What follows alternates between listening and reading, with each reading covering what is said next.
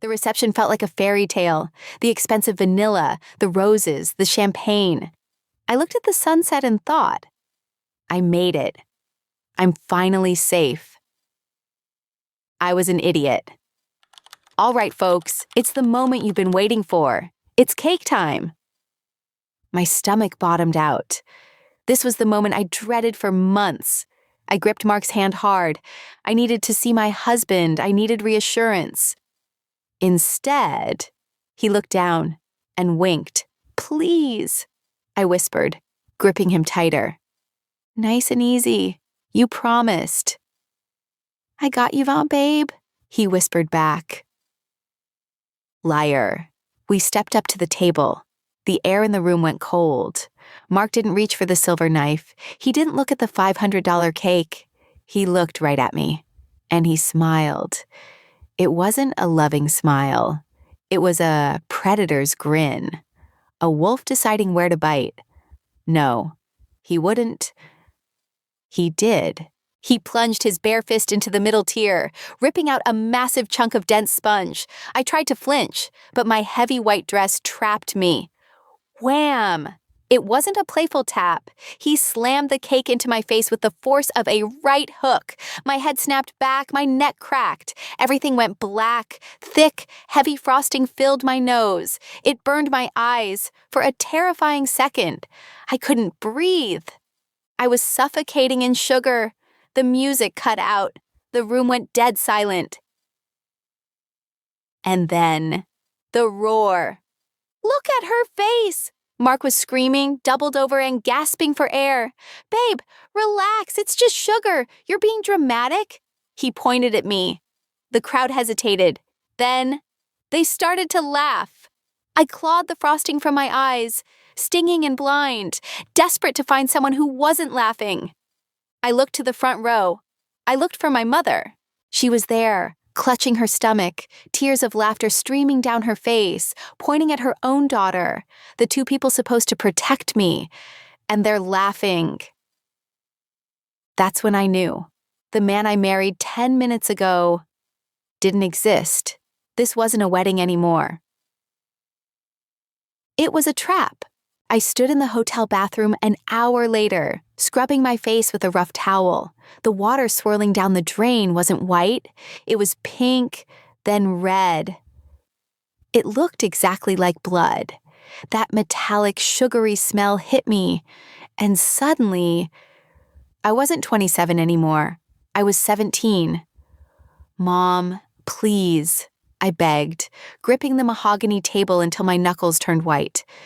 You promised. No smashing this year. I spent an hour on my hair. My mother smiled, that tight, fake smile she saved for guests. Don't be dramatic, Lena, I promised. Now, make a wish. I trusted her. That was my first mistake. I leaned in. I closed my eyes. Slam! Her hands hit the back of my head like a sledgehammer. My face collided with the sheet cake, but the frosting wasn't the problem. There was a hard plastic happy birthday sign sticking out of the middle. It didn't bend. I felt the sharp plastic slice through the skin of my forehead. A hot, searing line of pain ripped through the sugar.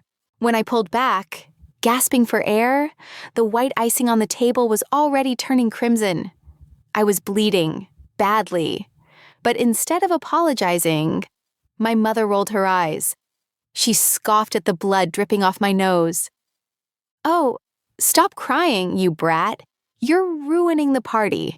I stared at my reflection in the hotel mirror. Water dripping from my chin. You might be wondering, how did I end up marrying a man just like my mother? I was used to being abused, so the bare minimum felt like love. When you grow up starving for affection, crumbs taste like a feast. I ignored the red flags because they looked like normal life to me. Like 6 months ago, our apartment kitchen. I had spent 3 hours making a pot roast. I slow-cooked the beef, seasoned the green beans with garlic and bacon, just the way he liked it. Or so I thought. Mark walked in, loosened his tie, and sat down. He stared at the plate. He didn't pick up his fork. He just stared. The silence was deafening. "What's wrong?" I asked. "Green beans," he muttered, looking at me like I was stupid. "You know I hate the texture." "But you ate them last week." He stood up, slowly, deliberately. He picked up the plate, walked over to the trash can, and maintained dead eye contact. Scrape, scrape, scrape. He dumped 3 hours of my labor onto the coffee grounds. "I work 10 hours a day. Lena," he said, his voice terrifyingly calm. "Is it too much to ask for a meal I can actually eat? Stop being so selfish." He didn't just reject the food. He made me feel guilty for cooking it. 2 weeks later, I was curled up on the couch, doubled over with endometriosis cramps. It felt like someone was twisting a knife in my gut. I let out a small whimper. Mark didn't offer a heating pad. He picked up the remote. Volume up. Volume up. He drowned out my pain with the sound of the football game. "Stop being so dramatic," he sighed, not looking away from the screen. "You're killing the vibe." I stayed. I stayed because I thought I could love the cruelty out of him. But standing in that hotel bathroom, watching the red water drain away, I finally realized the truth. He wasn't immature. He was dangerous. Back at the venue, the air was suffocating. My face was dripping with fondant. The laughter from the crowd was dying down, replaced by an awkward, buzzing murmur. People were realizing this wasn't a skit. Mark was still chuckling, wiping a smudge of icing from his expensive tuxedo. He reached out for me, opening his arms like a savior. "Ah, come here, babe," he said, loud enough for the back row to hear. "Let's get you cleaned up." My ears started ringing, high-pitched, piercing. "Don't touch me!" I shoved him, hard. He stumbled back, his dress shoes slipping on a piece of dropped cake. A gasp rippled through the room. My mother stopped laughing. "Lena!" Mark's voice dropped the sweet act instantly. His eyes went cold. "Stop being extra. You're embarrassing me." "I'm embarrassing you?" I couldn't breathe. The corset of my dress felt like it was crushing my ribs. I had to get out. I turned and ran. I left my purse. I left the gifts.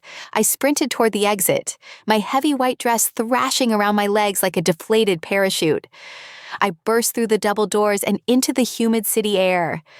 My fingers fumbled with my phone, slick with sweat and sugar. Uber. Confirm. 30 seconds away. Thank God for the city. I heard the doors bang open behind me. Mark stepped out onto the sidewalk. "Lena, get back here," he shouted. I froze. I turned, and I saw it. He wasn't running, he was strolling. He threw his hands up in the air, looking back at the guests who had followed him out, shrugging his shoulders. He was pantomiming confusion. Women, am I right? Crazy, emotional women. The black sedan pulled up to the curb. I didn't wait for it to stop completely. I wrenched the door open and threw myself into the back seat. "Drive!" I choked out.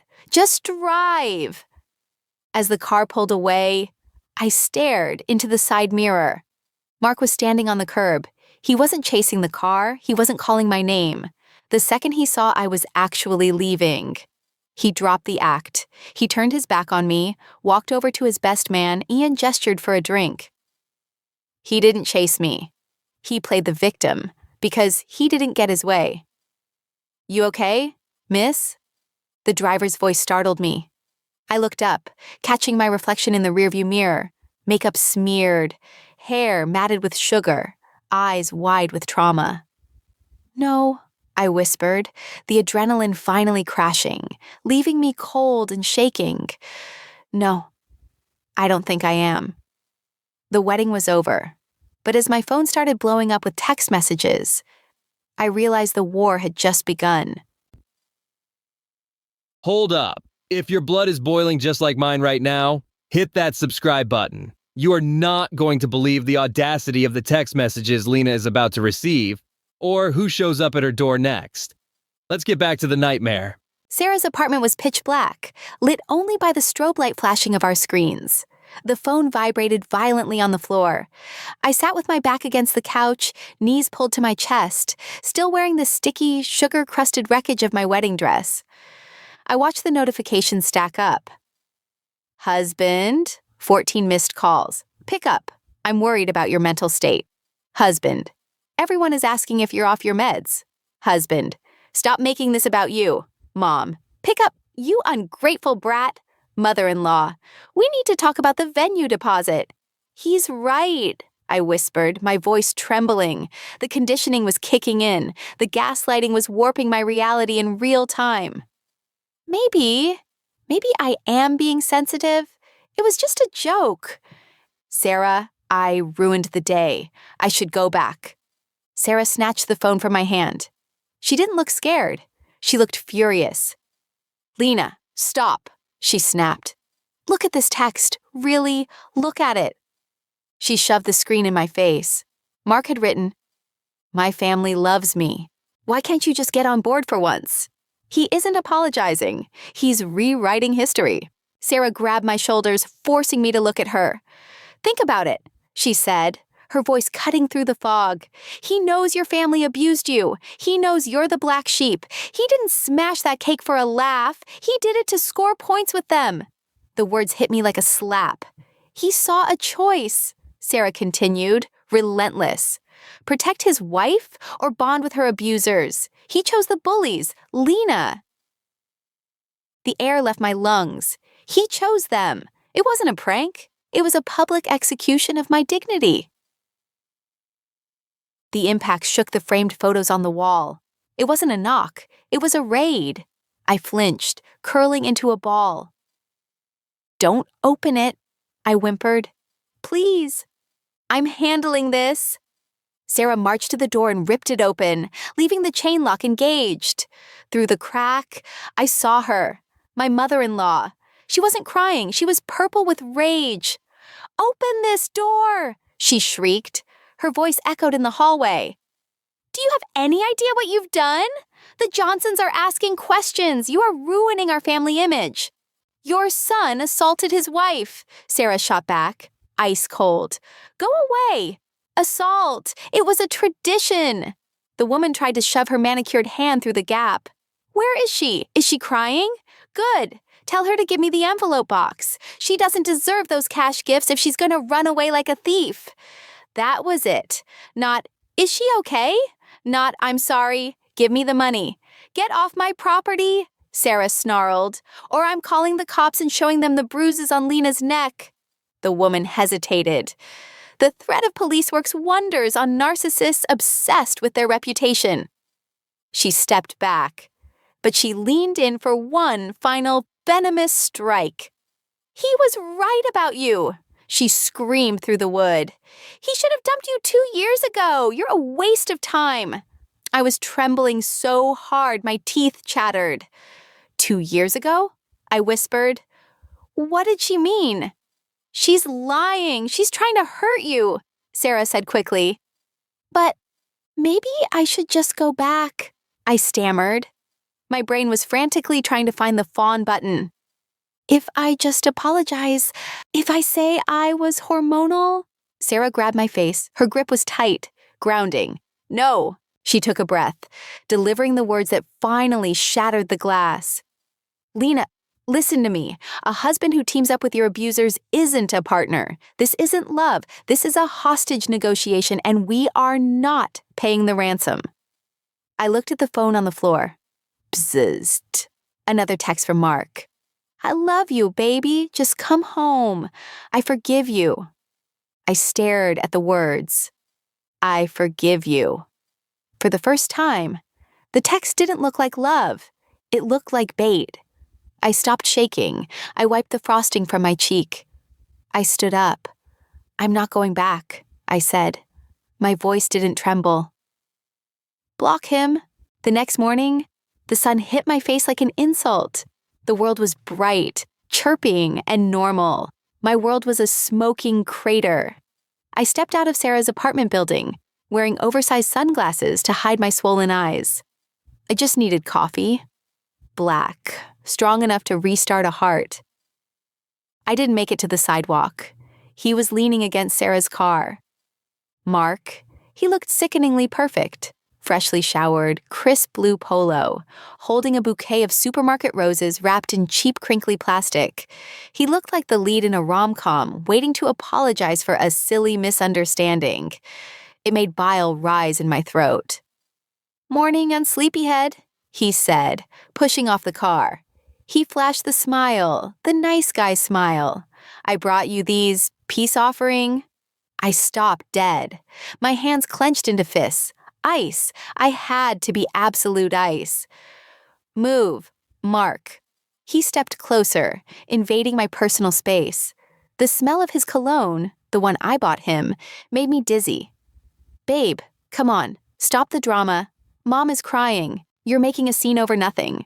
He reached out to touch my arm, to guide me to his car like a wayward child. "Don't." I slapped his hand away. The sound echoed off the brick wall. "You assaulted me." "Mark, you humiliated me in front of everyone I know, and you're standing here with $10 roses acting like it's a Tuesday?" His face changed. The sweet husband mask didn't just crack, it shattered. His eyes went dead flat. His jaw pulsed. Here was the fire.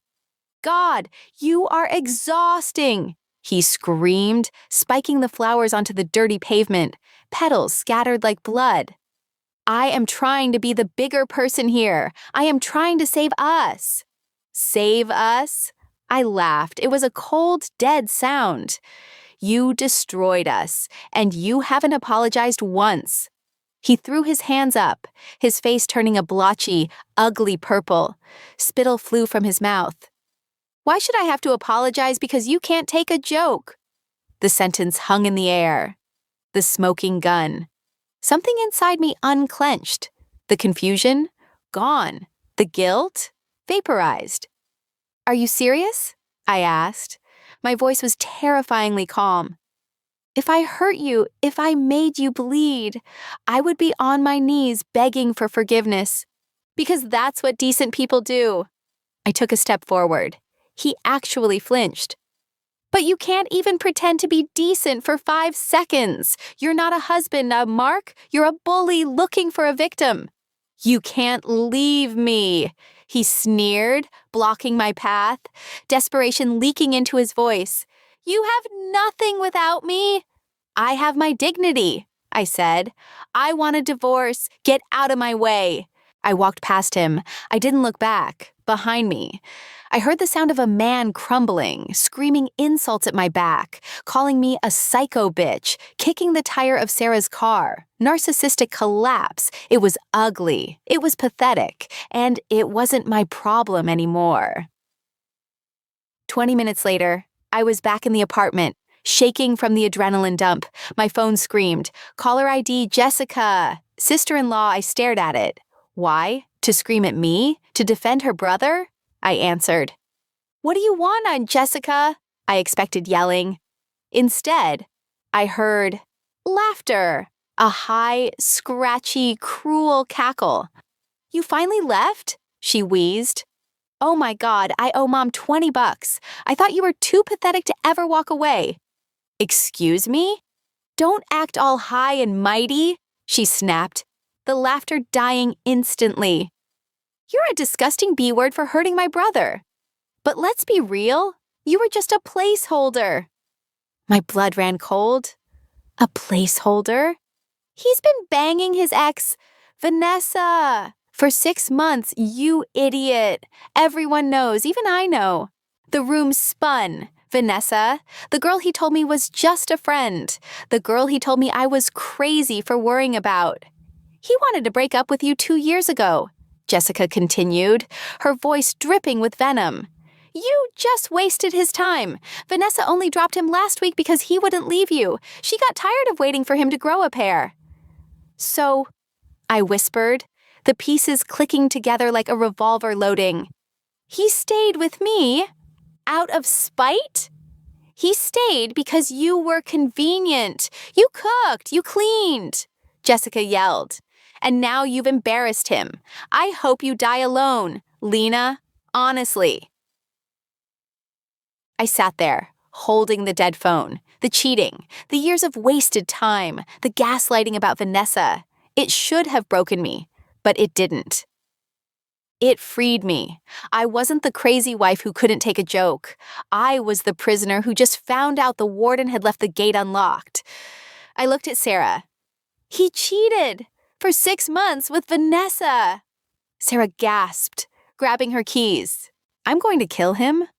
No, I said, standing up. I felt lighter than I had in years.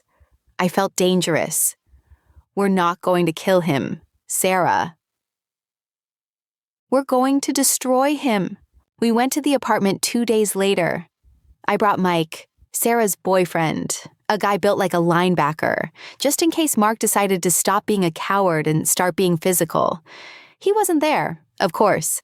He made sure to be at work, leaving the battlefield empty. The apartment smelled like stale beer and cowardice. It was a mess. Pizza boxes on the counter, laundry on the floor, without me there to play maid. His life had disintegrated in 48 hours.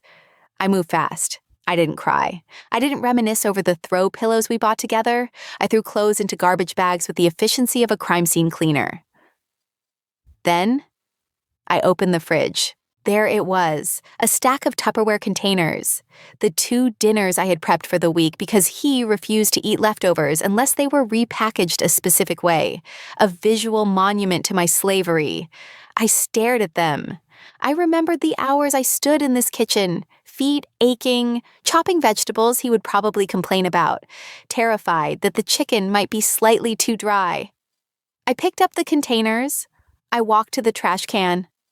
Thud, thud, thud. I dumped them, plastic and all. The sound of them hitting the bottom of the bin was the most satisfying sound I'd ever heard. My phone buzzed in my pocket. I checked it. It was my mother. Mom, you are making a huge mistake. Your clock is running out. Lena, you're almost 30. No one is going to want a divorced woman with your attitude. You'll die alone. I looked at the words. A week ago, they would have crushed me. Today, they just looked like desperation. I didn't reply. I grabbed my keys, the ones with the cute little house keychain, and dropped them on the counter. Next to them, I placed a note. I wrote it in Sharpie, big, bold letters.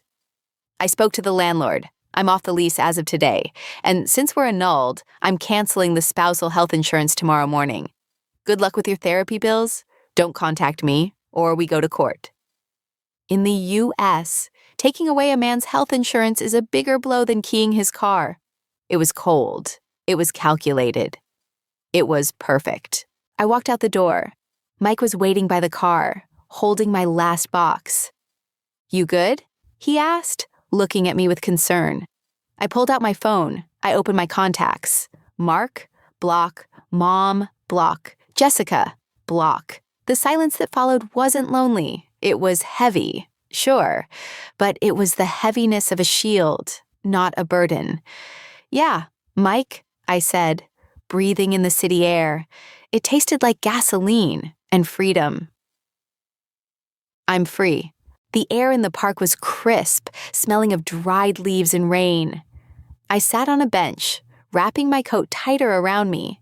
It was quiet, no shouting, no walking on eggshells. Just the wind. The annulment was moving through the courts. It was messy, but my lawyer, a shark Sarah found for me, was handling it. My phone pinged. It was Sarah. She sent a link with a caption, Karma. I clicked it. Someone, one of the guests, maybe a cousin, had uploaded the video of the cake smash to TikTok. It had 2.2 million views. The caption read, Groom assaults bride and laughs. She left him immediately. I scrolled through the comments. Thousands of strangers were dragging him. Look at his face. He's enjoying her pain. Psycho. If my man did that, he'd be wearing the cake. I found his LinkedIn. Doesn't he work for company name? Not a good look. Sarah told me Mark had been trying to call her, begging her to get me to take the video down. He was terrified of losing his job. He was being doxxed. He was crying about how unfair the internet was. He wanted an audience for my humiliation. Well, he got one. I put the phone away. I didn't feel happy about his ruin. I didn't feel sad either. I just felt nothing. He was a stranger to me now. I looked down at the small paper bag in my lap. I had stopped at a bakery on the way here. I pulled out a cupcake, vanilla bean with rosewater frosting, delicate, beautiful. For a long time, I thought I was stupid for staying. I thought I was weak. But reading the comments, reading stories from other women, I realized something. I was groomed to accept abuse. My mother trained me to be a punching bag.